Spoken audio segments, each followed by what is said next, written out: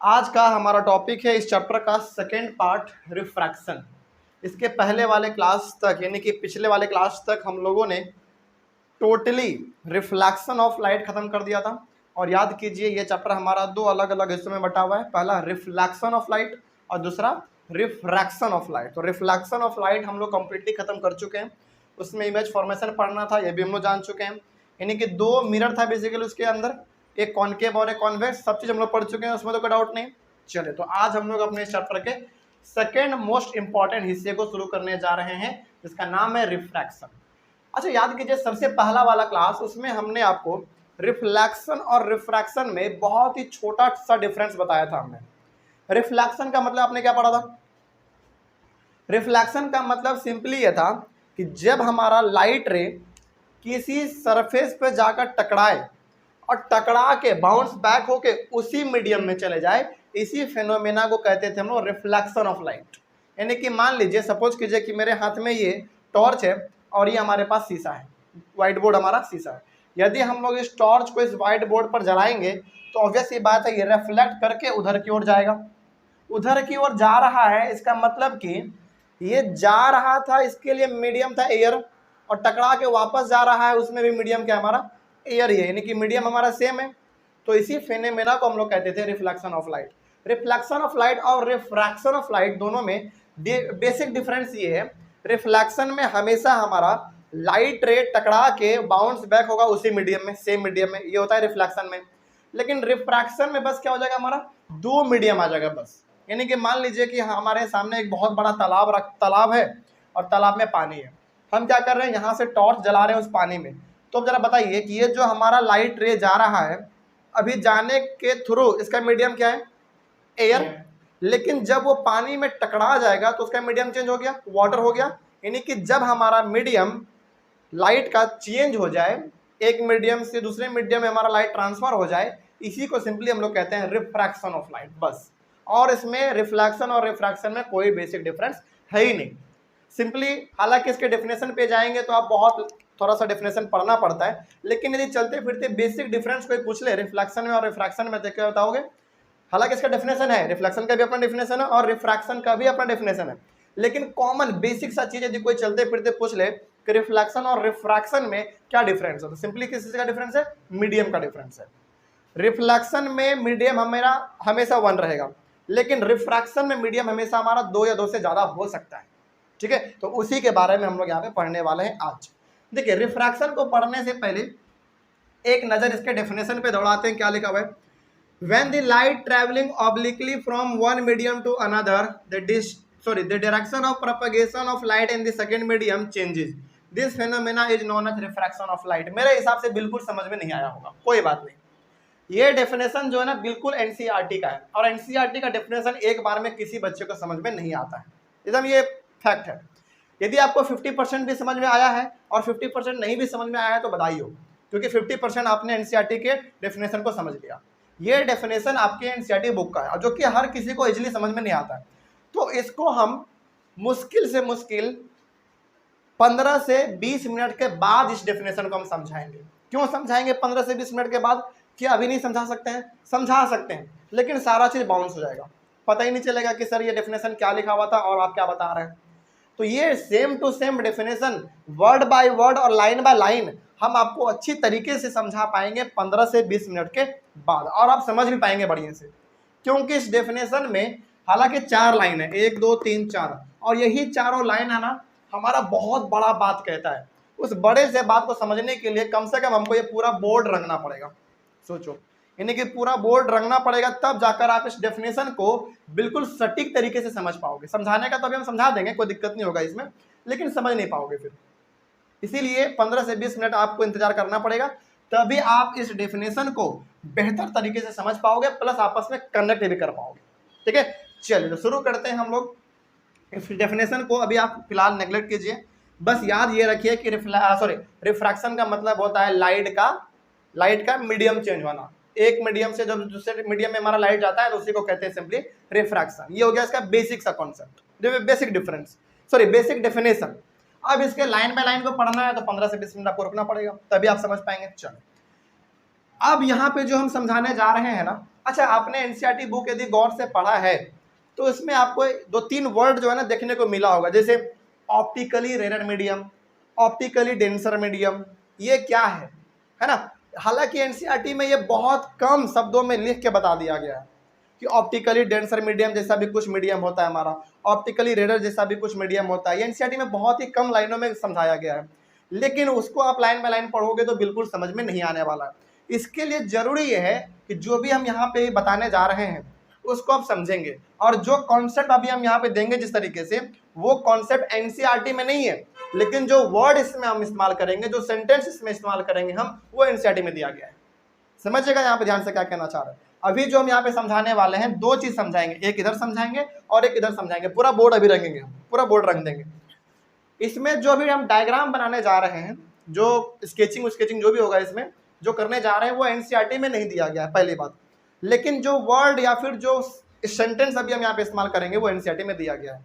तो दोनों के कॉम्बिनेशन के थ्रू आपका कॉन्सेप्ट क्लियर होगा। अब उसके बाद आएंगे इस डेफिनेशन पे, ठीक है। चलिए शुरू करते हैं हम लोग अपना। तो थोड़ा बहुत हमको इसमें स्केल का जरूरत पड़ेगा, तो थोड़ा सा आपको यहाँ पे बस देखना पड़ेगा कुछ देर के लिए, उसके बाद फिर हम लोग अपने पॉइंट पे आते हैं। कुछ देर के लिए बस आप देखिए बस।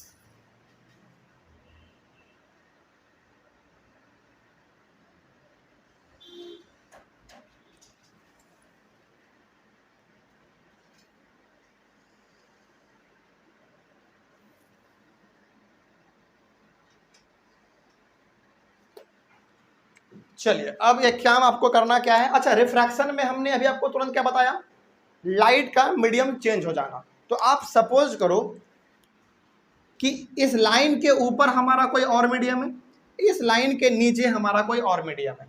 तो आप सपोज करो कि इस लाइन के ऊपर हमारा जो मीडियम है, वो मीडियम है हमारा एयर। मीडियम क्या है हमारा, एयर। और कोई बता सकता है कि एयर में लाइट का स्पीड हमने कितना बताया था आपको? हाँ, 3 × 10⁸ मीटर पर सेकंड बताया था। चलिए आगे बढ़ते हैं। एक काम करो, इसको ना थोड़ा सा नीचे लिखो अभी, क्योंकि उस ऊपर हमको एक लाइन और लिखना है।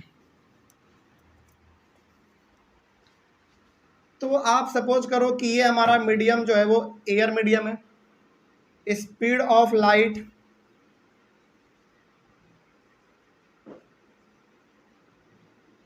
एयर में स्पीड ऑफ लाइट होता है 3 × 10⁸ मीटर पर सेकंड। हालांकि वो थोड़ा सा ज्यादा लंबा हो जाएगा, इसलिए आप उसको शॉर्ट करके कितना लाख बोला था आपने? 3 लाख किलोमीटर पर सेकंड, है ना। 3 लाख किलोमीटर पर सेकंड आपने बताया था। हालांकि 3 × 10⁸ मीटर पर सेकंड को आप किलोमीटर में चेंज करोगे तो 3 लाख किलोमीटर पर सेकंड आएगा, ठीक है। आगे बढ़ते हैं। तो ये हमारा मीडियम है, कौन सा मीडियम है हमारा? ये एयर, जिसमें लाइट का स्पीड जो है वो 3 लाख किलोमीटर पर सेकंड है, ठीक है। आगे बढ़ते हैं। इसको आप मीडियम 1 नाम दे दो, ठीक है, मीडियम 1। अच्छा, मीडियम को हम लोग डिनोट करते हैं स्मॉल एन से, याद रखिएगा, ठीक है। Medium is equal to small n is equal to 1, यानी कि ये हमारा मीडियम हो गया नंबर 1, मीडियम नंबर 1, ठीक है। आगे बढ़िए। अब इस एयर वाले मीडियम को हम लोग कहते हैं ऑप्टिकली रेयर मीडियम। क्यों कहते हैं बताएंगे अभी। ऑप्टिकली रेयर लिखने का तो हमने लिख दिया, लेकिन आखिर कहते क्यों है इसको ऑप्टिकली रेयर मीडियम, समझना पड़ेगा ना। चलिए, तो थोड़ी देर बाद हम इस चीजों को समझाएंगे। अब नीचे आइए, आप नीचे आइए। ऊपर में हमारा कौन सा मीडियम था? एयर। इसको हमने नाम दे दिया ऑप्टिकली रेयर मीडियम। इसको समझाएंगे अभी हम। स्पीड ऑफ लाइट होता है एयर में 3 लाख किलोमीटर पर सेकंड, इसको हमने नाम दे दिया मीडियम नंबर 1। बात खत्म। अब यही काम हम लोग नीचे करने वाले हैं। चलिए, मान लीजिए कि नीचे में जो हमारा मीडियम है, वो नीचे में मीडियम है हमारा वाटर, ठीक है। और इसको हम लोग नाम देंगे ऑप्टिकली डेंसर मीडियम। क्यों नाम दे रहे हैं बताएंगे अभी। Optically denser medium, optically denser medium हो गया। और ये हमारा मीडियम क्या हो जाएगा? वाटर, वाटर हो गया। स्पीड ऑफ लाइट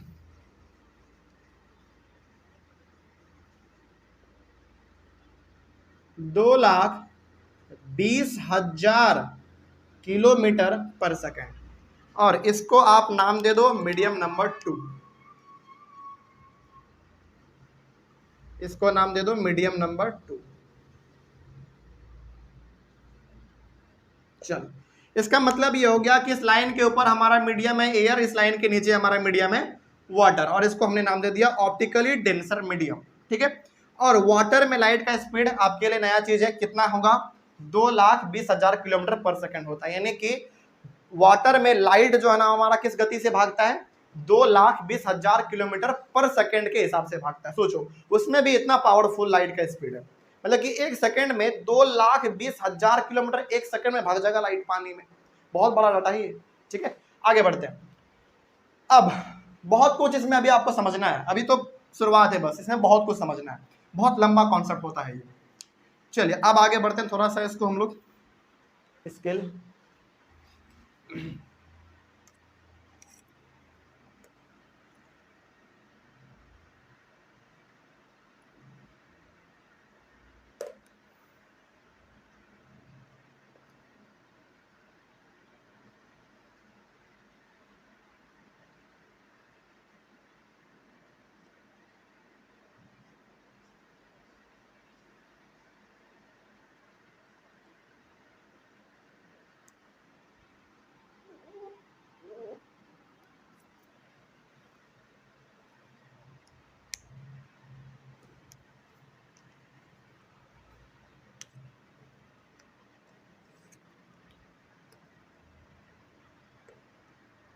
ये सब कुछ क्या ड्रॉ कर रहे हैं, अब इस सब का सब चीज़ आपको बताएंगे। ठीक है, तो घबराना नहीं है कि सर ये क्या ड्रॉ कर रहे हैं आप, बस अभी फिलहाल देखते जाइए क्या क्या है इसमें, उसके बाद फिर आगे।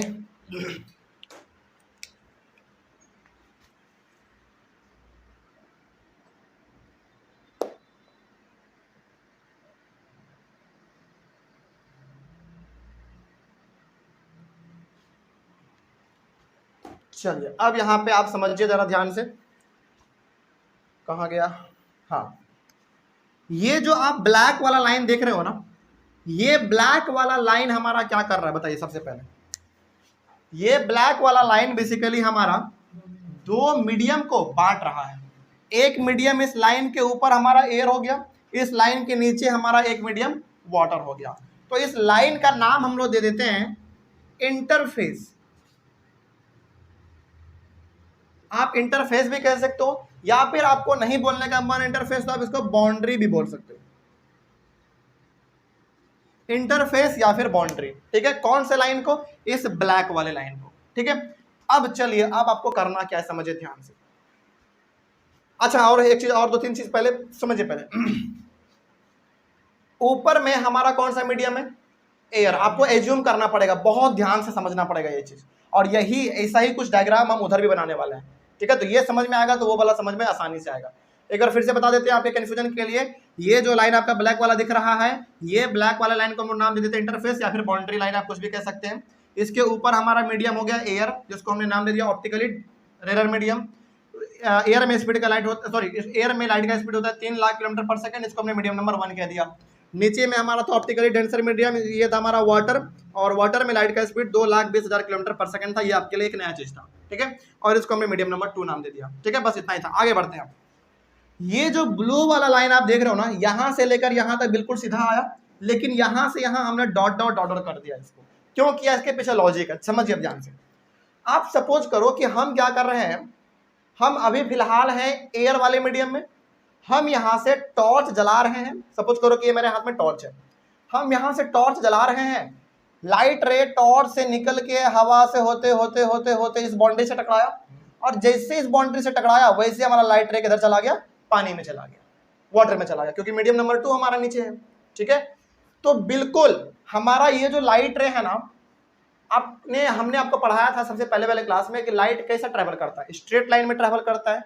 तो आपके हिसाब से और मेरे हिसाब से भी लाइट रे यदि हमारा सीधा आ रहा था तो बिल्कुल उसको सीधा जाना चाहिए था, लेकिन जैसे ही ये यहां से सीधा आया आया आया इंटरफेस पे टकराया, उसको बिल्कुल सीधा जाना चाहिए था। ये जो ब्लू वाला लाइन है वो क्या बता रहा है कि उसको बिल्कुल सीधा जाना चाहिए था, क्योंकि लाइट स्ट्रेट लाइन में ट्रेवल करता है, जाना चाहिए था आगे। बिल्कुल सीधा, लेकिन एक्चुअली में ऐसा होता नहीं है। उसको सीधा जाना चाहिए था, लेकिन वो इधर की ओर मुड़ गया। और वो कौन सा लाइट हमारा डिनोट कर रहा है? ये रेड वाला। और सर ये फिर ब्लैक वाला क्या है? ब्लैक वाला कुछ नहीं है, सिंपली नॉर्मल है। क्या है ये? नॉर्मल, जिसको हम लोग एन से डिनोट करते थे। और नॉर्मल हमेशा हमारा कैसा होता है? परपेंडिकुलर होता है, ये तो आपको मालूम ही है। क्या कोई दिक्कत? तो ये जो आप ब्लैक वाला लाइन दिख रहे हो बिल्कुल सीधा, ये तो नॉर्मल है। और ये क्या होता है? एक इमेजिनरी लाइन होता है, ठीक है। तो ये हमारा एक इमेजिनरी लाइन हो गया।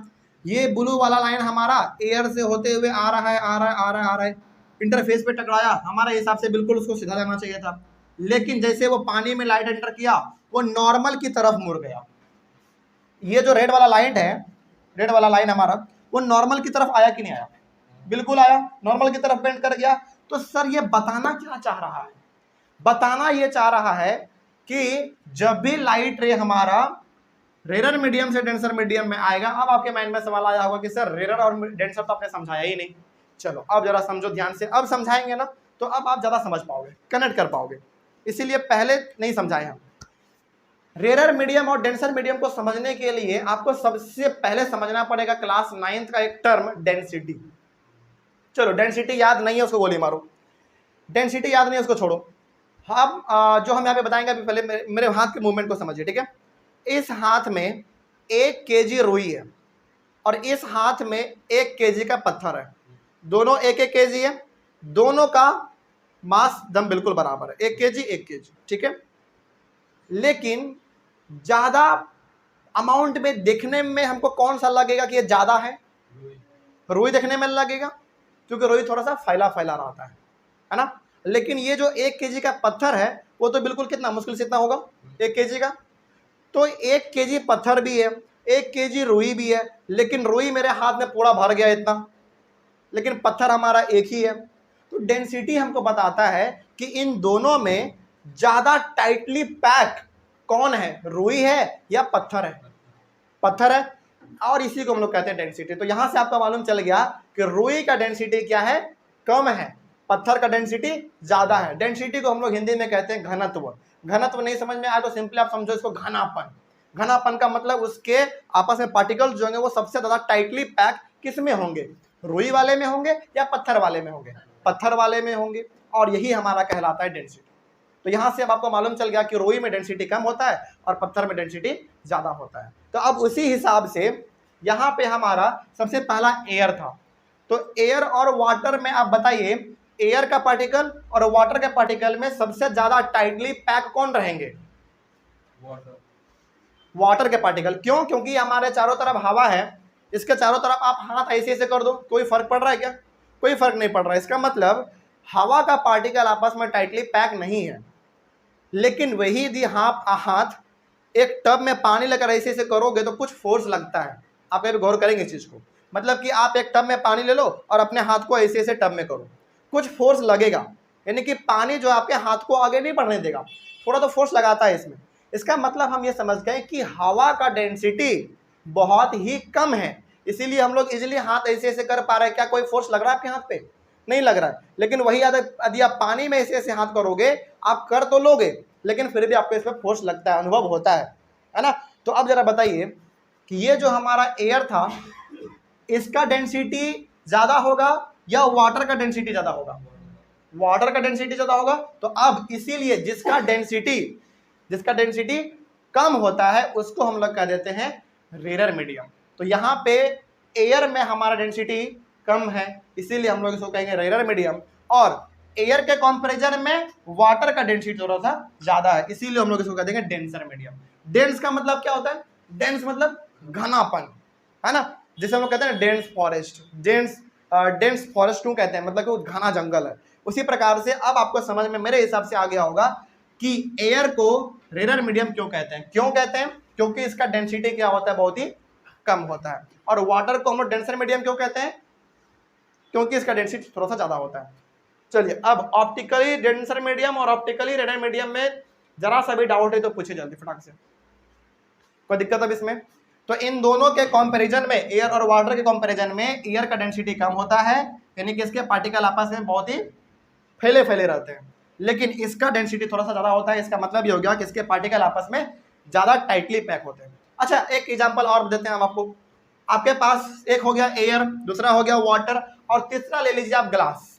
बताइए, एयर, वाटर और ग्लास, इन तीनों में सबसे ज्यादा डेंसिटी किसके पास होगा? ग्लास के पास होगा, क्योंकि ग्लास के ऊपर आप हाथ रख के ऐसे ऐसे नहीं कर सकते। कर पाओगे? नहीं कर पाओगे, क्योंकि वो बहुत ही ठोस होता है। ठोस होने का मतलब उसका डेंसिटी बहुत ही ज्यादा है। इसका मतलब ग्लास के पार्टिकल आपस में टाइटली पैक है। तो एयर, वाटर और ग्लास में आपने बता दिया कि डेंसिटी सबसे ज्यादा ग्लास का होगा, तो फिर डेंसिटी सबसे ज्यादा सबसे कम किसका होगा? एयर का। ठीक है, चलिए, तो ग्लास का इस्तेमाल हम लोग आगे करेंगे इस वाले में, इधर जो बचा वो उधर। चलिए, हाँ,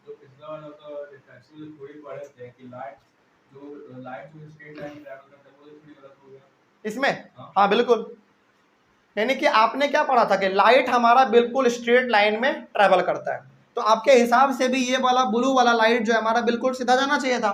लेकिन जैसे ही एयर से वाटर में हमारा लाइट आया, वैसे ही इसको सीधा तो जाना चाहिए था, लेकिन ये क्या करता है? नॉर्मल की तरफ मुड़ जाता है।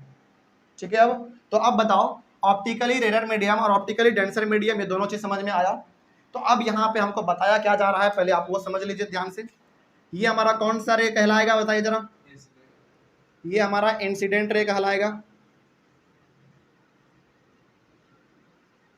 Incident ray. अच्छा, फिर अच्छा, इस लाइन का कोई महत्व है? अब इस ब्लू वाले लाइन का कोई महत्व नहीं है, इसका कोई इंपॉर्टेंस अब है ही नहीं। हाँ, अब ये हमारा एक इमेजिनरी लाइन बन गया ब्लू वाला। फिर ये रेड वाला लाइन का नाम बताइए जरा कोई भी। गलत, यहीं पे समझना पड़ेगा। ये वाला लाइन हमारा बिल्कुल इंसिडेंट रे कहलाता है, लेकिन ये ब्लू वाला जो लाइन है वो अब हमारा किसी काम का नहीं है। वो उसको सीधा जाना चाहिए था लेकिन गया नहीं, वो इधर की ओर मुड़ गया, रेड वाला। अब ये हमारा रिफ्लेक्टेड रे नहीं बल्कि रिफ्रैक्टेड रे कहलाएगा, क्योंकि हम लोग कौन सा टॉपिक पढ़ रहे हैं? रिफ्रैक्शन पढ़ रहे हैं। तो अब ये हमारा हो जाएगा रिफ्रैक्टेड, रिफ्रैक्टेड रे। उसी प्रकार से अब जरा हमको एक बात दोबारा बता दीजिए, यहाँ पे जो हमारा एंगल बनता था उसको हम लोग क्या कहते थे? Angle of incidence. और इसको हम लोग स्मॉल आई से डिनोट करते थे, यानी कि इसको हम लोग यदि लिखना चाहें तो हम लोग ऐसे लिखते थे, एंगल ऑफ इंसिडेंस। ठीक है, थोड़ा सा इसको और आप बढ़ा के लिख सकते हो, एंगल ऑफ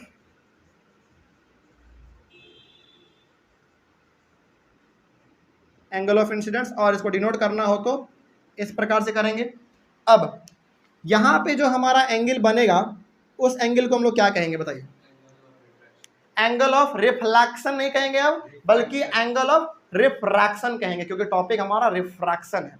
तो इसको हम लोग डिनोट करते थे स्मॉल आर से, और इसको यदि आप कहना चाहें तो आप इसको यहाँ पे ऐसे लिख दो, एंगल ऑफ रिफ्रैक्शन। और डिनोट करना चाहेंगे तो इस प्रकार से। कोई दिक्कत है इसमें? चलिए आगे आप थोड़ा सा इसमें और आप गहराई से चीज़ों को समझिए, इसमें और क्या कहा जा रहा है। हालांकि अब आप समझ चुके हैं कि जब भी हमारा इसमें देखो, इतना चीज बताने का मेरा मकसद क्या है? बस एक ही लाइन हमको बताने का इसमें मकसद है। मकसद ये है कि जब भी हमारा लाइट रे रेयर मीडियम से होकर डेंसर मीडियम में जाता है, तो वो हमेशा लाइट रे हमारा किसकी ओर बेंड होगा? नॉर्मल की तरफ बेंड हो जाएगा, यानी कि नॉर्मल की ओर आ जाएगा। जैसे ये ब्लू वाला लाइन हमारा बिल्कुल सीधा आना चाहिए था, लेकिन आया क्या? नहीं आया, वो किधर की ओर मुड़ गया? नॉर्मल की ओर मुड़ गया।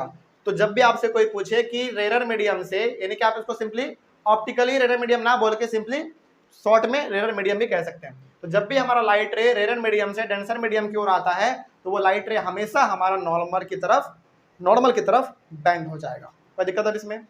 बात समझ में आई है? चलिए, अच्छा, बैंड क्यों हो रहा है? ये भी एक लॉजिक है ना? बैंड क्यों हुआ जरा बताओ तो? मीडियम चेंज होने से नहीं, स्पीड के चेंज होने से हमारा हुआ। यहाँ पे देखिए, लाइट जो है ना हमारा बिल्कुल ये सीधा जाना चाहिए था, लेकिन ये नॉर्मल की तरफ बेंड कर गया। आखिर क्यों किया? नॉर्मल की तरफ ही बेंड क्यों किया? क्योंकि अलग अलग मीडियम में स्पीड का लाइट जो है वो डिफरेंट है। देखिए, एयर में लाइट का स्पीड 3 लाख किलोमीटर पर सेकेंड है, लेकिन जैसे ये एयर से हमारा लाइट वाटर में एंटर कर रहा है, वैसे ही उसका लाइट क्या हो जा रहा है? उसका स्पीड घट जा रहा है। कितना घट गया? 80,000 घट गया। सोचो, तो जब अचानक कोई चीज हमारा बहुत तेजी से आ रहा है और अचानक वो किसी चीज भारी चीजों से टकरा जाए तो उसका स्पीड क्या हो जाएगा? स्लो हो जाएगा। और स्लो हो जाएगा तो वो क्या करना चाहेगा? रुकना चाहेगा। और रुकने का मतलब है नॉर्मल की तरफ बेंड करना। तो अब आपसे कोई चलते फिरते पूछ ले, इसमें से ना दो ही सवाल बनता है, याद रखिएगा। पहला सवाल ये बनेगा कि जब भी हमारा लाइट रे रेडर मीडियम से डेंसर मीडियम में आएगा तो लाइट रे के साथ क्या होगा? तो क्या होगा? वो नॉर्मल की तरफ बेंड कर जाएगा। पहला बात ये हो गया। दूसरा बात ये पूछेगा कि लाइट रे बेंड क्यों किया? Because of speed of light, यानी कि उसके स्पीड ऑफ लाइट के वजह से बेंड किया। कोई दिक्कत अब इसमें? चले, तो ये दोनों चीज आप समझ गए। अच्छा, अब इसमें एक और इंपॉर्टेंट चीज हमेशा याद रखिएगा, इसमें जो है ना हमारा एंगल ऑफ इंसिडेंस और एंगल ऑफ रिफ्रैक्शन बराबर नहीं होते हैं, कभी भी नहीं। इस बात को आप याद रखेंगे। अच्छा, इन दोनों को देख के ही आप बताइए, इन दोनों में से बड़ा एंगल कौन सा लग रहा है आपको? एंगल ऑफ इंसिडेंस या एंगल ऑफ रिफ्रैक्शन? इंसिडेंस। तो यहाँ पे इंपॉर्टेंट पॉइंट आप लिखती है पहले, angle of incidence is greater than angle of refraction. ये बहुत इंपॉर्टेंट पॉइंट है। ये सब सवाल जो है ना एमसीक्यू में पूछा जाता है। हालांकि अभी पूरा हम कंक्लूजन एक बार बताएंगे, इसके लिए टेंशन नहीं है, लेकिन ये वाला पॉइंट समझ में आ गया। चलिए आगे बढ़िए। डेफिनेशन पे भी नहीं जाएंगे हम, बताएंगे, डेफिनेशन नहीं बताएंगे। अब इसका जस्ट अपोजिट, किसमें कंडीशन?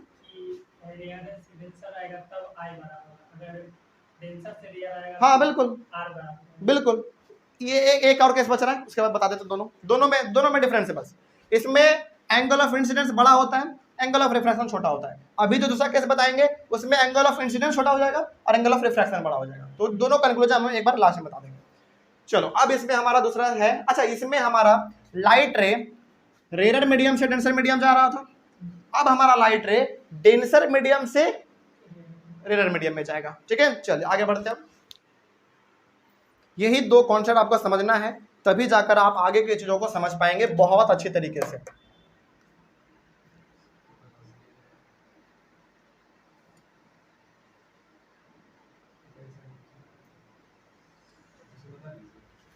बहुत अच्छी तरीके से इस डायग्राम को बनाइएगा।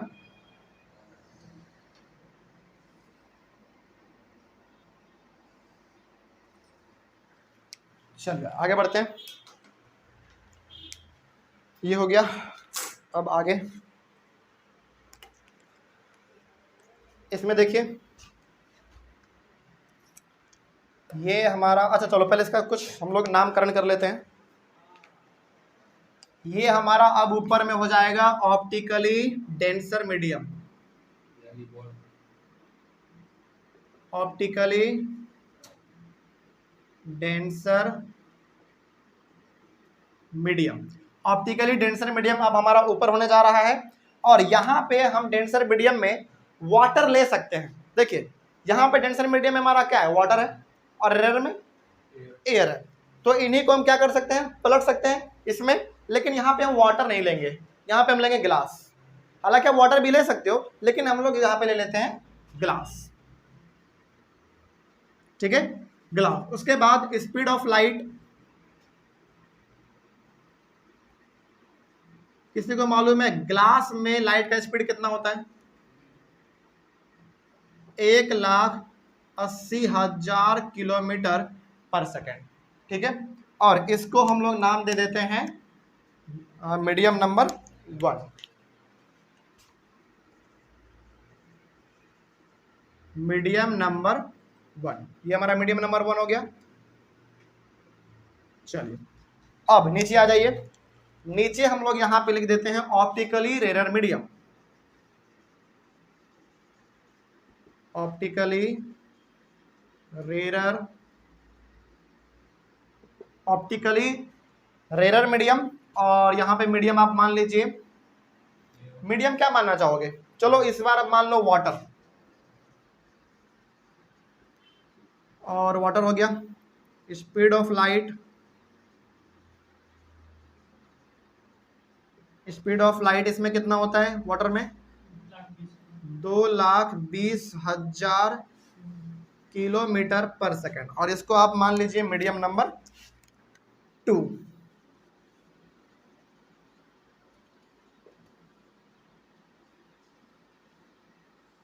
चलिए अब समझिए ध्यान से। इन दोनों के कंपैरिजन में आप जरा बताइए हमको। सबसे पहले यहाँ पे हमारा ग्लास है और यहाँ पे वाटर है, तो इन दोनों में डेंसिटी ज्यादा किसका होगा? ग्लास का होगा डेंसिटी, क्योंकि उसके पार्टिकल आपस में टाइटली पैक होते हैं और ग्लास हमारा क्या होता है? मजबूत होता है ना। इसीलिए हमने ग्लास को क्या कह दिया है? डेंसर मीडियम कह दिया है।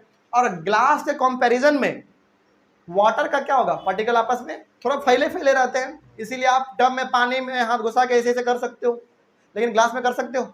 नहीं कर सकते, क्योंकि उसका डेंसिटी थोड़ा सा हाई रहता है, इसका डेंसिटी थोड़ा सा लो रहता है। तो उसके कंपैरिजन में, ग्लास के कंपैरिजन में हमारा रेयर मीडियम क्या हो गया? वाटर हो गया। अच्छा, यहाँ पे रेयर के जगह पे हम लोग एयर भी लिख सकते थे, हवा लिख सकते थे, एयर चलेगा, लेकिन ये दोनों हमारा चलेगा। ठीक है, अब आगे बढ़िए। तो वो हो गया हमारा ऑप्टिकली डेंसर मीडियम, क्योंकि ग्लास में डेंसिटी थोड़ा सा ज्यादा होता है। ग्लास में स्पीड ऑफ लाइट होता है हमारा 1,80,000 किलोमीटर पर सेकंड, उसको हमने मान दिया मीडियम नंबर 1।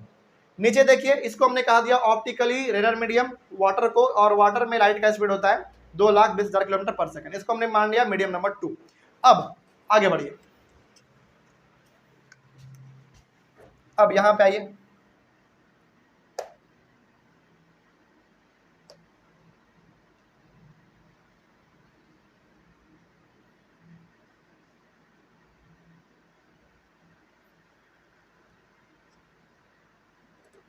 अब इसका एक नॉर्मल भी खींचना पड़ेगा।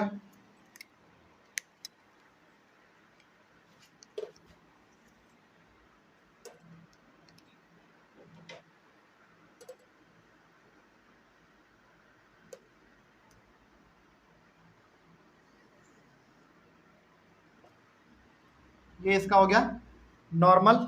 ठीक है, चलो अब एक लाइन और इसमें बस,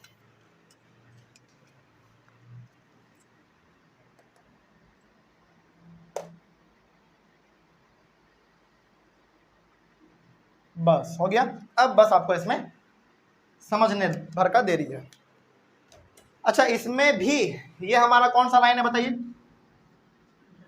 इंटरफेस, या फिर आप इसको बाउंड्री भी कह सकते हो। ठीक है, और तो कुछ नहीं छूट रहा है इसमें। चलिए अब ठीक है, अब हम लोग बात करते हैं। यहां पे अभी हमारा ऊपर में है डेंसर मीडियम, तो आप सपोज करेंगे कि लाइट जो हमारा है ना, वो ग्लास से आ रहा है, ग्लास से आ रहा है, आ रहा है, आ रहा है, आ रहा है, अचानक इस बाउंड्री पे टकराया, और अचानक ग्लास से लाइट निकल के किस मीडियम में चला गया? वाटर मीडियम में चला गया। तो ये जो आप ब्लू वाला लाइन देख रहे हो, ये ब्लू वाला, इसको आना चाहिए था बिल्कुल सीधा। ठीक है, लेकिन वो सीधा ना आने के वजह से, नहीं मतलब उसको आना चाहिए बिल्कुल सीधा, लेकिन वो सीधा आया नहीं, बल्कि वो अपने रास्ते से और दूर भाग गया। इसको आप दूसरे तरीके से ऐसे कहिए, वो नॉर्मल से और दूर भाग गया। क्या बिल्कुल इस वाले केस का ये उल्टा नहीं लग रहा है? इसमें हमारा लाइट रे नॉर्मल की तरफ आ रहा है, नॉर्मल के पास आ रहा है, लेकिन ये वाला हमारा नॉर्मल से दूर भाग रहा है। इसीलिए तो हमने यहाँ पे कहा कि लाइट हमारा डेंसर से इस बार रेयर में आ रहा है, और जब लाइट रे हमारा डेंसर से रेयर मीडियम में आता है तो हमेशा लाइट रे नॉर्मल से दूर भागता है, नॉर्मल से हमेशा दूर भागेगा। तो क्या बिल्कुल नॉर्मल से दूर भाग रहा है? यानी कि उसको आना चाहिए था बिल्कुल सीधा, लेकिन वो नॉर्मल से, ये वाले ब्लैक वाले से वो और दूर चला गया। ठीक है, तो अब इसका थोड़ा सा हम नामकरण कर लेते हैं। ये हमारा हो गया कौन सा रे बताइए? Incident ray. और ये कौन सा रे हो गया हमारा? अब कौन सा? रिफ्रैक्टेड रे, रिफ्रैक्टेड रे, रिफ्रैक्टेड रे। आगे बढ़िए फिर। उसके बाद ये हमारा कौन सा एंगल होगा? एंगल ऑफ इंसिडेंस होगा ये हमारा।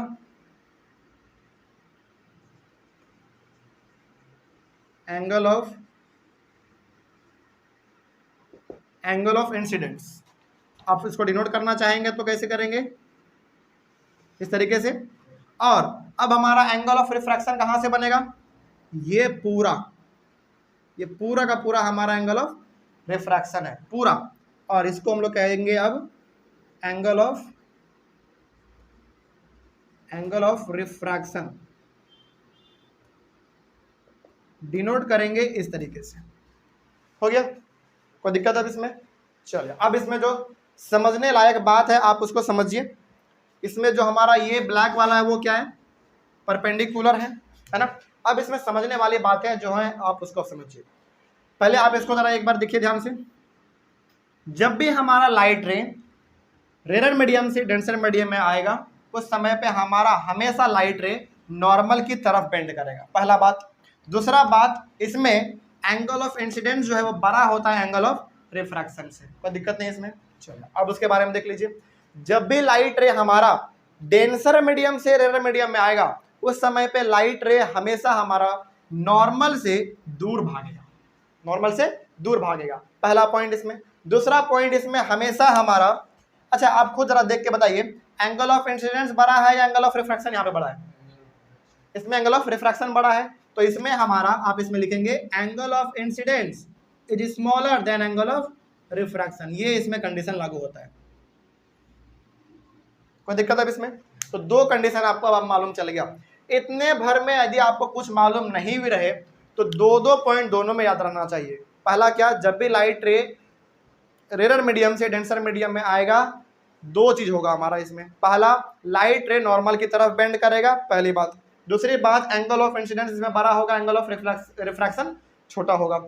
इसमें हमारा जब भी लाइट रे डेंसर मीडियम से रेयर मीडियम में जाएगा उस समय पे भी दो केस होगा। पहला, लाइट रे हमारा नॉर्मल से दूर भागेगा, इसके लिए हम लोग एक स्टेटमेंट इस्तेमाल करते हैं अवे फ्रॉम द नॉर्मल, मतलब कि नॉर्मल से दूर भागेगा, पहला बात। दूसरा बात, इसमें एंगल ऑफ इंसिडेंट जो है वो थोड़ा सा छोटा होता है लेकिन एंगल ऑफ रिफ्रैक्शन इसमें हमारा बड़ा होता है।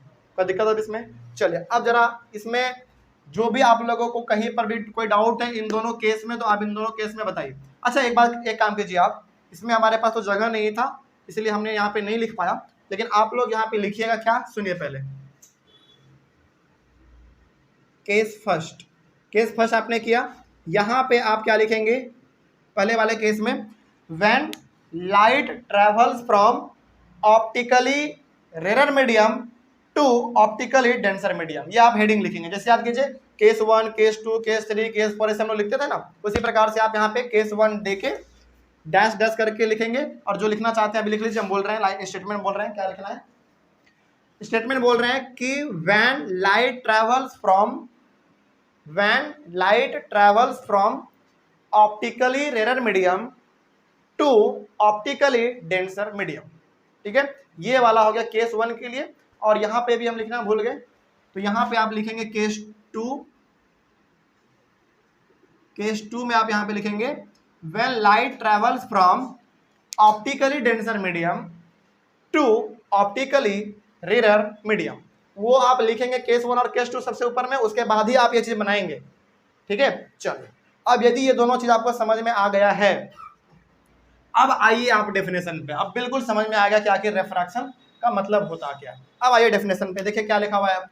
लिखा हुआ है when the light traveling obliquely from one medium to another, पहले यहां तक समझिए आप, इस वाले कॉमा तक। इसमें क्या कहा गया है, इसमें कहा गया है कि जब हमारा लाइट ऑब्लिकली ट्रेवल करेगा, ऑब्लिकली ट्रेवल करने का मतलब क्या है, तिरछे तरीके से ट्रेवल करेगा। जैसे आप पहले वाले केस को देखिए, इसमें हमारा लाइट बिल्कुल सीधा आ रहा है, क्या सीधा मतलब परपेंडिकुलर आ रहा है क्या, नहीं, ये थोड़ा सा तिरछा जा रहा है, देखो थोड़ा सा बेंड है ना, यानी कि लाइट रे हमारा इसमें थोड़ा सा तिरछा जा रहा है। तो वही यहाँ पे कहा गया है when the light travelling obliquely from one medium to another, जब लाइट हमारा तिरछे तरीके से, यानी कि थोड़ा सा, देखो ये तिरछा है कि नहीं, क्या बिल्कुल सीधा है, ये नहीं थोड़ा सा तिरछा है। तो जब लाइट हमारा तिरछा होकर एक मीडियम से दूसरे मीडियम में ट्रैवल करेगा उस समय पे क्या होगा, the direction of propagation of light, direction of propagation का मतलब वो क्या क्या, जिस तरीके से वो आगे बढ़ रहा है, तो the direction of propagation of light, यानी कि जिस तरीके से वो आगे बढ़ रहा है जिस रास्ते में, उसमें क्या होगा, in the second medium changes, यानी कि लाइट का डायरेक्शन सेकेंड मीडियम में क्या हो जाता है, चेंज हो जाता है। और चेंज होने पे हमारा दो ही केस बनेगा, या तो वो नॉर्मल की तरफ बेंड करेगा या तो नॉर्मल से दूर भागेगा, ठीक है। चलो आगे बढ़िए फिर। उसके बाद this phenomena is known as refraction of light, और इसी फेनोमेना को हम लोग कह देते हैं रिफ्रैक्शन ऑफ लाइट। तो रिफ्रैक्शन ऑफ लाइट के स्टेटमेंट को बिना पढ़े यदि बताना हो तो कैसे बताएंगे, ऐसे बताएंगे कि जब लाइट हमारा तिरछे रूप में एक मीडियम से दूसरे मीडियम में जाता है तो लाइट का डायरेक्शन जो हमारा सेकेंड मीडियम में वो चेंज हो जाता है, और चेंज हमारा दो ही तरीके से हो सकता है, या तो लाइट रे हमारा नॉर्मल की तरफ बेंड करेगा या तो नॉर्मल से दूर भागेगा, बस यही दो हमारा चीज था इसमें। चलिए ऑनलाइन वाले बच्चे इसका आप लोग एक बार स्क्रीनशॉट लीजिए। ये दोनों का दोनों केस आप लोग बहुत ही ध्यान से समझेंगे, तभी हम लोग आगे वाला एक टॉपिक है refraction through rectangular glass slab. याद कीजिए, देखिए टॉपिक है refraction through rectangular glass slab, उसको हम लोग समझेंगे। तो उसमें इसमें हमारा क्या था, ये अलग था वो अलग था, लेकिन reflection through rectangular glass slab में दोनों का दोनों हम लोग एक ही साथ पढ़ेंगे। यदि ये दोनों समझ में आया है तभी वो चीज़ आप समझ पाएंगे, ठीक है। और सबसे इंपॉर्टेंट ये वाला एंगल को लिखना आप बिल्कुल मत भूलिएगा, क्योंकि यही दोनों बहुत हमारा इंपॉर्टेंट है। इसको आप एक बार देख लीजिए, क्योंकि हम इसको मिटाने वाले हैं। कोई दिक्कत है इसमें, आगे बढ़े।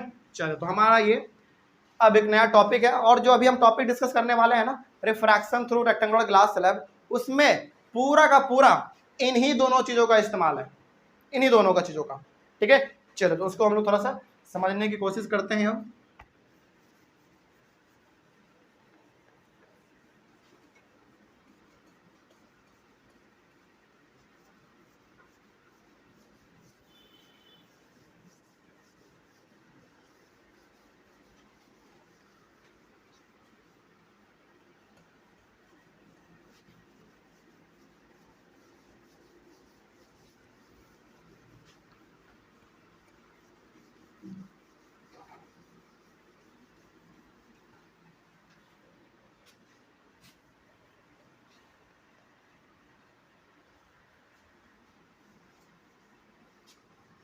रेक्टेंगुलर ग्लास स्लैब, टॉपिक का नाम है refraction through a rectangular glass slab, यही ना।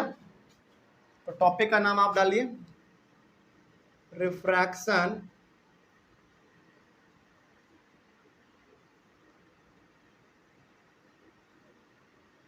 थ्रू अ रेक्टेंगुलर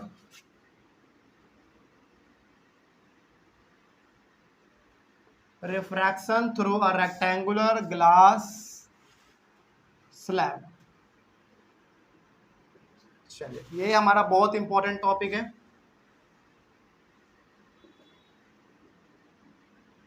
इसमें हम सबसे पहले एक रेक्टेंगुलर ग्लास स्लैब बना लेते हैं अपने से, आप लोग स्केल से बनाइएगा थोड़ा सा।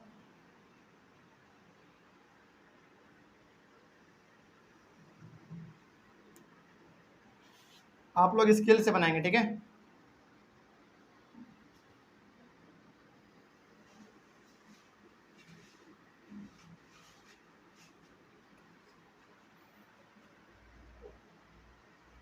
चलिए, इसका आप कुछ नाम दे सकते हैं, रेक्टेंगल के शेप का है तो कुछ आप नाम दे दो, ए बी सी और ये डी। चलिए, इसका कुछ नामकरण भी कर लेते हैं सबसे पहले हम लोग। ये क्या है हमारा, ये हमारा है ग्लास,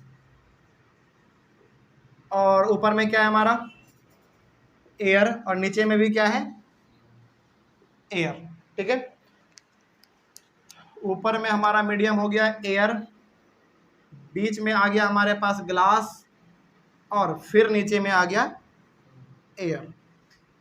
अब दोबारा इसमें कुछ लिख लेते हैं हम लोग, जैसे इस एयर में लाइट का स्पीड कितना था,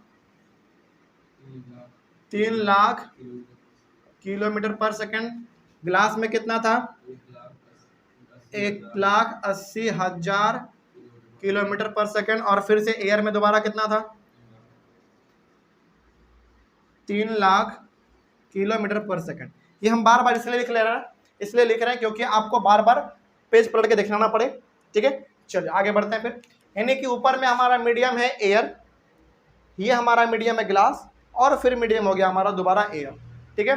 चलिए, अब इसमें जो हम समझाने वाला है ना, इसमें बेसिकली हमारा दोनों चीज आएगा, रेयर से डेंसर भी और डेंसर से रेयर भी, दोनों एक ही चीज में हम लोग समझ जाएंगे इसमें। इसमें और क्या लिखना था हमको, चलो ठीक है, कोई बात नहीं। अच्छा, एक बात बताइए, ये जो हमारा यहाँ, अच्छा यहाँ पे कितना मीडियम इस्तेमाल हुआ है, 2 मीडियम ना, एक एयर और एक ग्लास। तो बताइए, एयर के कंपैरिजन में ग्लास हमारा कौन सा मीडियम होगा, कौन सा, डेंसर, ऑब्वियस बात है डेंसर।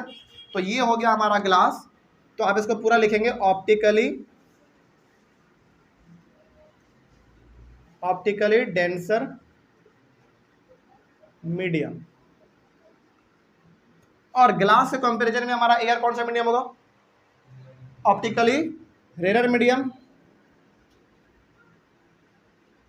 Optically rare medium. और ये वाला भी हमारा क्या हो जाएगा, बोलो? Optically rare medium. चलिए, इतना यदि आपका समझ में आता है तो अब जो हम यहाँ पे ड्रॉ करने वाले हैं आप उसको समझिए ध्यान से।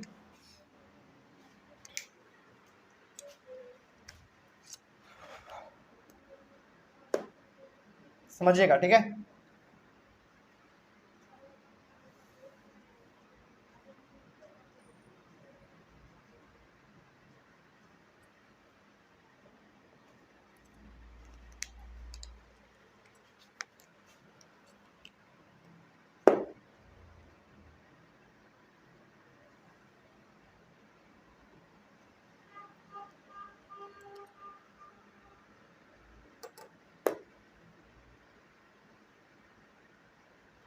चलो, काफी है। चलिए, अब आप लोग हमको बताएंगे, इसमें कुछ चीजें हम आप लोगों से पूछना चाहेंगे। ये हमारा सॉरी, ये हमारा नॉर्मल हो गया। ये कौन सा रे होगा? इंसिडेंट रे होगा ये हमारा।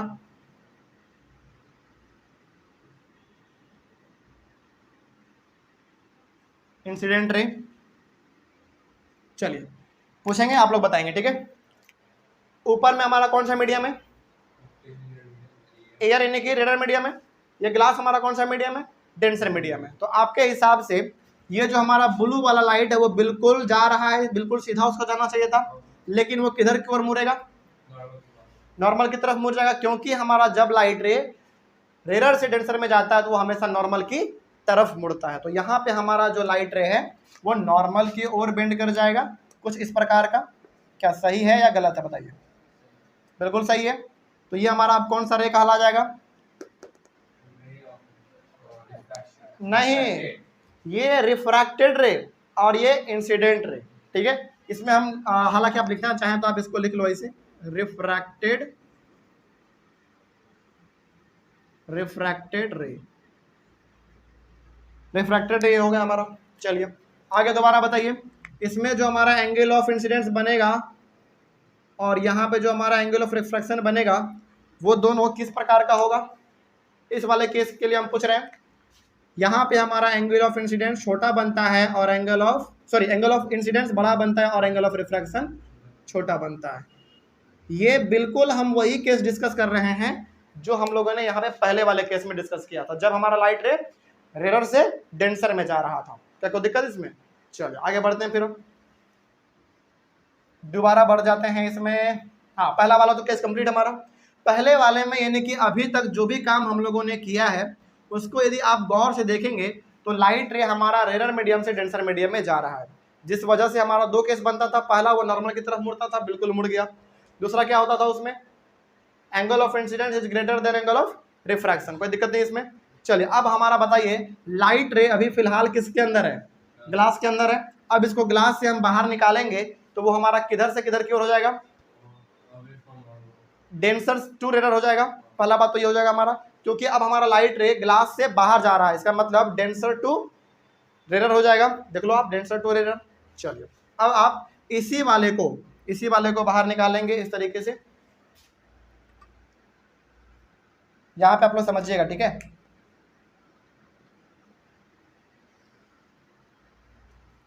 यहां तक आया। उसको बिल्कुल जाना कैसा चाहिए था? उसको बिल्कुल स्ट्रेट जाना चाहिए था।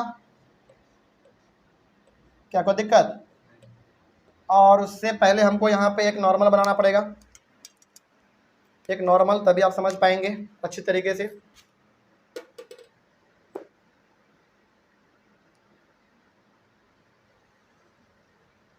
ये इसका नॉर्मल हो गया।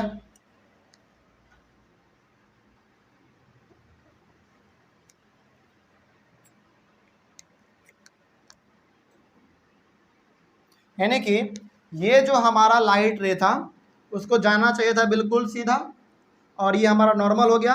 तो बताइए मीडियम हमारा डेंसर से रेयर आ रहा है तो हमारा लाइट रे कहाँ जाना चाहिए? Away from normal.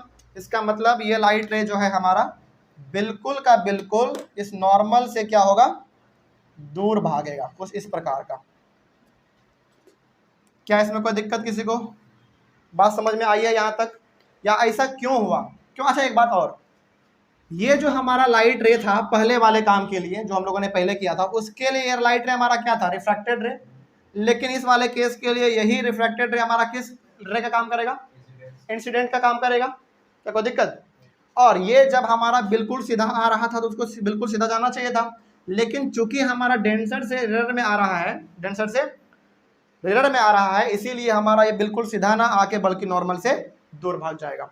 अब जरा बताइए कोई कि हमको इस वाले रे को हम क्या कहेंगे? इस वाले रे को आपके हिसाब से रिफ्रैक्टेड रे, लेकिन जब हम लोग ग्लास स्लैब के बारे में बात करते हैं तो ये रिफ्रैक्टेड रे नहीं कहलाके बल्कि इमरजेंट रे कहलाता है। हालांकि आपके हिसाब से कहना बिल्कुल सही था कि सर जैसा आपने बताया उसके अकॉर्डिंग तो ये रिफ्रैक्टेड रे ही होना चाहिए, बिल्कुल होना चाहिए। लेकिन जब हम लोग पार्टिकुलरली ग्लास स्लैब के बारे में बात करते हैं तो ये हमारा रिफ्रैक्टेड रे ना होके बल्कि इमरजेंट रे हो जाता है। क्यों? क्योंकि ये यही रे हमारा जो है ना एक बार यहाँ से यहाँ आया फिर यहाँ से यहाँ आ गया, इसीलिए हम लोग इसको थोड़ा सा नाम बदल देते हैं, बस इमरजेंट रे कर देते हैं।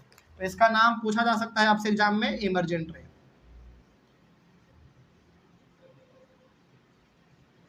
Emergent ray. अब थोड़ा सा इसके एंगल के बारे में भी हम लोग काम कर लेते हैं। जैसे अच्छा, अब आपको देख के मालूम चल रहा होगा यहाँ पे जो हमारा एंगल बनेगा एंगल ऑफ इंसिडेंस, और यहाँ पे जो हमारा एंगल ऑफ रिफ्रैक्शन बनेगा। इसमें जरा बताइए इसमें हमारा केस कैसा बनता था? केस नंबर 2 इधर, इसमें हमारा एंगल ऑफ इंसिडेंस छोटा होता था और एंगल ऑफ रिफ्रैक्शन बड़ा होता था। तो सेम चीज तो यहाँ पे भी है, angle of incidence is smaller than angle of refraction.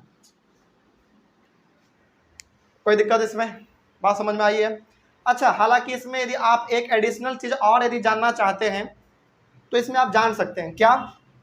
ये जो पहला वाला हमारा इंसिडेंट रे था ना, जो कि बिल्कुल सीधा जाना चाहिए था लेकिन वो नॉर्मल की तरफ बेंड कर गया था, यदि आप इसी को बिल्कुल सीधा इसे बढ़ा देंगे ना आगे, बिल्कुल सीधा आगे बढ़ा देंगे, ये बिल्कुल हमारा इमरजेंट रे के पैरेलल हो जाता है। बस इतना ही इसमें एक एडिशनल जानकारी था, यानी कि ये जो आप देख रहे थे ये इसी को यदि आप आगे बढ़ा देंगे तो ये हमारा इमरजेंट रे के बिल्कुल पैरेलल हो जाता है। ठीक है, आप करना चाहे तो कर दीजिएगा। और यहाँ से यहाँ तक का जो दूरी रहता है, यानी कि बेसिकली आप कह सकते हो कि इमरजेंट रे और इस वाले रे के बीच में जो हमारा दूरी है उसी दूरी को हम लोग कह देते हैं लैटरल डिस्प्लेसमेंट। क्या कह देते हैं? Lateral displacement. ये एक एडिशनल जानकारी थी आपके लिए, यदि आप लिखना चाहें तो लिख सकते हैं lateral displacement. Lateral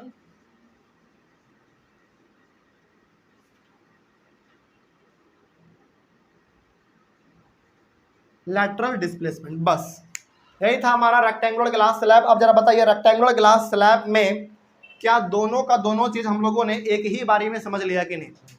rare to denser और डेंसर टू रेयर, जो केस आपने पहले वाले केस में दूसरे वाले केस में पढ़ा, दोनों का दोनों उठा के वो एक ही बार में समझा दिया, यही हमारा कहलाता है। इसका यदि हम लोग एक फटाफट रिवीजन करना चाहें तो कर सकते हैं जल्दी से। देखिए, जब भी हमारा लाइट रे रेयर से डेंसर में जाता है तो वो हमेशा नॉर्मल की तरफ बेंड करता है, पहला बात। दूसरा बात, इस वाले केस में हमारा एंगल ऑफ इंसिडेंस बड़ा होता है और एंगल ऑफ रिफ्रैक्शन छोटा होता है, दूसरी बात खत्म। उसी प्रकार से जब हमारा इस वाले केस में है तो जो हमारा ये रिफ्रैक्टेड रे था वही बाद में किसका काम करता है? इंसिडेंट रे का काम करता है। इस वाले केस में हमारा लाइट रे डेंसर से रेयर जा रहा है, इसका मतलब वो नॉर्मल से दूर भागेगा, पहला बात। दूसरा बात, इसमें हमारा एंगल ऑफ इंसिडेंस छोटा होता है, एंगल ऑफ रिफ्रैक्शन बड़ा होता है। तो दिक्कत इसमें। और जो हमारा लाइन सबसे लास्ट में निकल जाता है उसी को हम लोग कह देते हैं इमरजेंट रे। ठीक है, और ये जो पहले वाले लाइट रे का जो हमारा ये इमेजिनरी वाला लाइन था उसी को यदि आप आगे बढ़ाएंगे डॉट डॉट करके तो वो हमारा इमरजेंट रे के बिल्कुल पैरेलल हो जाता है, और उन दोनों के बीच के दूरी को हम लोग कह देते हैं लैटरल डिस्प्लेसमेंट। बस बात खत्म। कोई दिक्कत अब इसमें? चलिए, इसमें ना हालांकि हमने बता तो दिया कि रेक्टेंगुलर ग्लास स्लैब हमारा किस प्रकार से वर्क करता है, लेकिन अब हम आप लोगों से पूछना चाहते हैं इस इतने पूरे चीजों में आप लोगों ने एक चीज क्या ऑब्जर्व किया? जरा बताइए तो। जो हम सुनना चाहते हैं वही हम जानना चाहते हैं कि आपने वो ऑब्जर्व किया कि नहीं किया। इस इतने सारे चीजों में आपको एक कॉमन मतलब कुछ यूनिक क्या लगा? देखते हैं हम जो सुनना चाह रहे हैं वो आप लोग बता पाते हैं कि नहीं, जरा बताइए। तो इसमें आपने यूनिक क्या ऑब्जर्व किया? जो लाइट गया वो पैरेलल है। जो लाइट गया वो पैरेलल बन गया, ये भी एक बिल्कुल सही थे। यानी कि पहला वाला इंसिडेंट रे जो था हमारा, वो उसका जो इमेजिनरी वाला लाइन था उसको आप आगे बढ़ाएंगे तो इमरजेंट रे के पैरेलल हो जाएगा। बिल्कुल ये एक फैक्ट है। और क्या आपने इसमें ऑब्जर्व किया? और क्या इसमें ऑब्जर्व आपने किया या फिर आप कर सकते हैं, जरा सोचिए तो। हालांकि हम जो सुनना चाहते हैं वो आपने नहीं बताया, हाँ वो भी एक फैक्ट है, वो भी एक फैक्ट है, लेकिन इसमें एक बहुत इंपॉर्टेंट चीज है।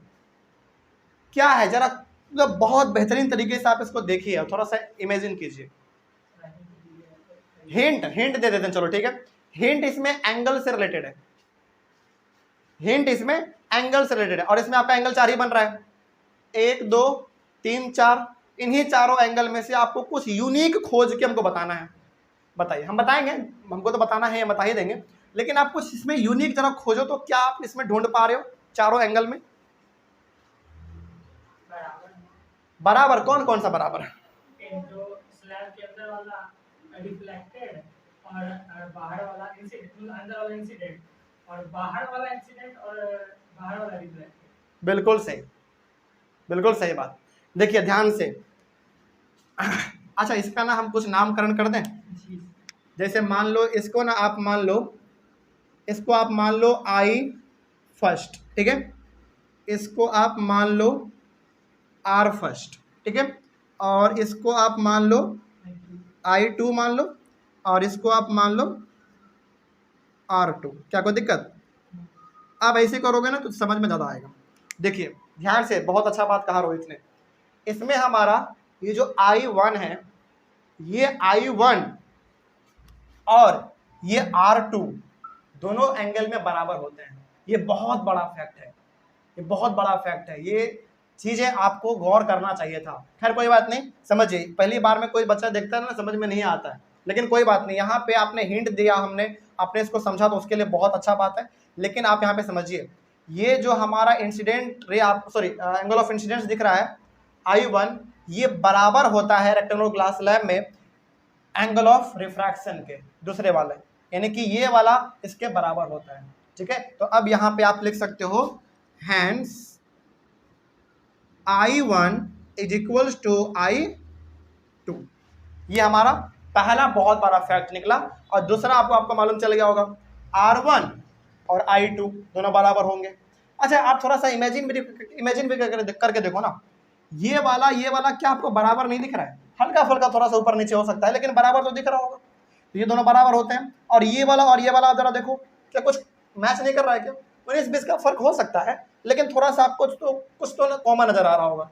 इसीलिए अब इसमें हमारा जो ये R1 है, यानी कि आप इसको ऐसे लिखो, I2 जो है वो R1 के बराबर होता है। कोई दिक्कत? ये हमारा सबसे बड़ा इंपॉर्टेंट पॉइंट था रेक्टेंगुलर ग्लास स्लैब का, इसको आप ध्यान में रखेंगे। हो गया, बात खत्म। बस यही चीज था हमारा, refraction through a rectangular glass slab. कोई दिक्कत इसमें आप लोगों को हुआ है तो जल्दी पूछ लीजिए, कोई दिक्कत अब इसमें? हाँ, ये चीज थोड़ा सा कॉम्प्लेक्स बन गया है, तो आप लोग इसको कॉपी में कोशिश करेंगे कि थोड़ा सा फैला के बनाया जाए, ठीक है। चलिए, ऑनलाइन वाले बच्चे इसका आप लोग एक बार इसका स्क्रीनशॉट लीजिए। चलो, हो गया। अगले वाले क्लास में हम लोग और आगे बढ़ेंगे, और अगले वाले क्लास में हम लोग टॉपिक डिस्कस करेंगे। कौन सा टॉपिक होगा हमारा अगले वाले क्लास में? Laws of refraction. Laws of refraction अगले वाले क्लास में हम लोग टॉपिक करेंगे स्टार्ट, यानी कि आगे हम लोग बेसिकली बढ़ेंगे, ठीक है। चलिए, तो मिलते हैं हम लोग। अच्छा, आई होप ऑनलाइन वाले बच्चे आप लोगों को भी समझ में आया होगा, और आप लोग दोनों ऑनलाइन प्लस ऑफलाइन वाले आप लोग सभी लोग ट्राई करेंगे, कोशिश करेंगे कि जो डायग्राम के थ्रू हम लोगों ने यहाँ पे कॉन्सेप्ट को समझा है उसको अपने कॉपी में आप जरूर कॉपी करेंगे, जरूर बनाएंगे, क्योंकि यदि वो आप बना लेते हैं तो आने वाला न्यूमेरिकल्स के साथ साथ कॉन्सेप्ट भी आपका लगातार क्लियर होता चला जाएगा, ठीक है। चलिए, तो मिलते हैं हम लोग अपने अगले वाले क्लास में। Thank you very much and have a nice day.